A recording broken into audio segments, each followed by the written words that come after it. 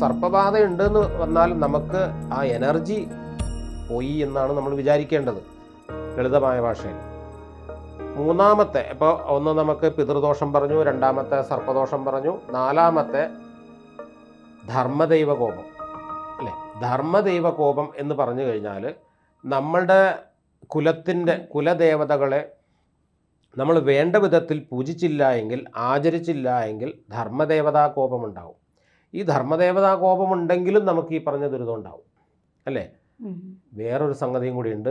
നാലാമതായിട്ട്, നമ്മളിപ്പോൾ മൂന്നെണ്ണേ പറഞ്ഞുള്ളൂ, നാലാമതായിട്ട് വരുന്നത് ആഭിചാരം. ഇതും മഹാബാധയിൽപ്പെടുന്നതാണ്. നമ്മൾക്ക് ആഭിചാരം ഇല്ല, ഒന്നും ഇല്ല എന്നൊക്കെ പലരും പറയുന്നുണ്ട്. പക്ഷേ അനുഭവിച്ചവർക്കറിയാം അതിൻ്റെ ദുരിതം. ആഭിചാരം ഉള്ളതാണ്.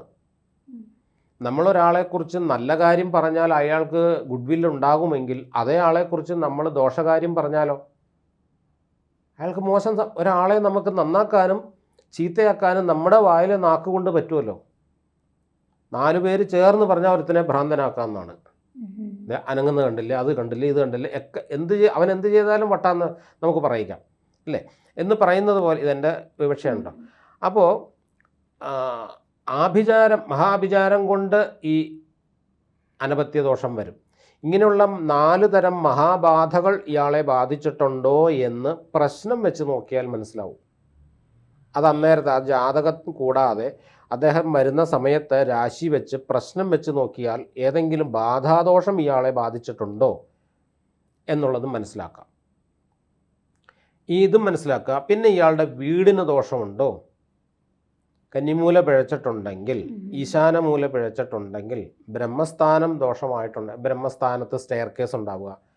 മിക്ക വീടുകളിലും ബ്രഹ്മസ്ഥാനത്ത് ഒരു 1.5 അടി താഴ്ചയിൽ കുഴിച്ചിട്ട് നല്ല ഗ്ലാസും വെള്ളമൊക്കെ നിറച്ച് നല്ല പൂങ്കാവനമൊക്കെ ആക്കി ലൈറ്റും കൊടുത്ത് പറ്റിയ 2 മീനെ വളർത്തുന്നുണ്ട്. അതോടെ തീർന്നു ആ വീടിൻ്റെ ഐക്യം. ബ്രഹ്മസ്ഥാനത്ത് ഒരിക്കലും അങ്ങനെ ചെയ്യാൻ പാടില്ല. വെള്ളം കെട്ടി, നമ്മുടെ ഹാർട്ടിൽ വെള്ളം കെട്ടി ഹാർട്ട് പഴുക്കുന്ന പോലെയാണ്. അപ്പോൾ അങ്ങനെയൊക്കെ അത് ഞാൻ ഈ സാധാരണ കേരള വാസ്തു അല്ല ഞാൻ ഫോളോ ചെയ്യുന്നത്. എൻ്റെ ഗുരുനാഥൻ തമിഴ്നാടുമായിട്ട് ബന്ധപ്പെട്ടതാണ്, മനയാടി ശാസ്ത്രപ്രകാരം. അപ്പോൾ ഞങ്ങളെ പഠിപ്പിച്ചിട്ടുള്ളത് ഈ രീതിയിലാണ്. വാസ്തുശാസ്ത്രത്തിൻ്റെ അളവുകളെക്കാട്ടി കൂടുതൽ നമ്മൾ സ്ഥാനങ്ങൾക്കും അതിൻ്റേതായ ബലാബലത്തിനുമാണ് ഞങ്ങൾ വരുന്നത്. അപ്പോൾ അങ്ങനെ നോക്കുമ്പോൾ ഈ അനപത്യദോഷത്തിലേക്ക് വരുമ്പോൾ വാസ്തുശാസ്ത്രപ്രകാരം എന്തെങ്കിലും ദോഷമുണ്ടോ എന്ന് കണ്ടുപിടിക്കാം. കണ്ടുപിടിച്ചിട്ട് സന്താനകാരകനാണ് വ്യാഴം ജാതകപ്രകാരം.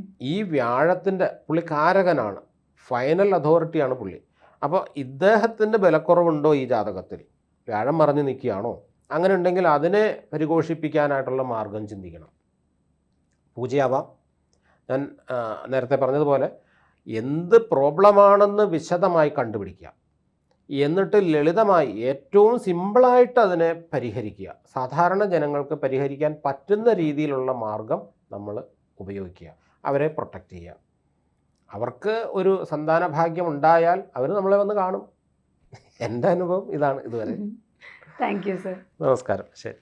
നിങ്ങളുടെ ജ്യോതിഷപരമോ വാസ്തുപരമോ ആത്മീയപരമോ ആയിട്ടുള്ള പ്രശ്നപരിഹാരങ്ങൾ ഇവിടെ വരുന്ന പണ്ഡിതന്മാരുമായി സംസാരിക്കാൻ താല്പര്യപ്പെടുന്നവർ താഴെ കാണുന്ന നമ്പറിൽ ബന്ധപ്പെടുക. സമ്പൂർണ്ണ ജാതകം, സാധാരണ ജാതകമല്ല, സമ്പൂർണ്ണ ജാതകം. 75 പേജുകൾ അടങ്ങുന്ന സമ്പൂർണ്ണ ജാതകം 250 രൂപയ്ക്ക് ഇനി നിങ്ങളുടെ കൈകളിലേക്ക്. അതിനായി നിങ്ങൾ ചെയ്യേണ്ടത് ഇത്രമാത്രം: താഴെ കാണുന്ന നമ്പറിൽ ബന്ധപ്പെടുക. ജ്യോതിഷവുമായി ബന്ധപ്പെട്ട എല്ലാ വിശേഷങ്ങളും നിങ്ങളിലേക്കെത്താൻ ABC ജ്യോതിഷം സബ്സ്ക്രൈബ് ചെയ്യുക.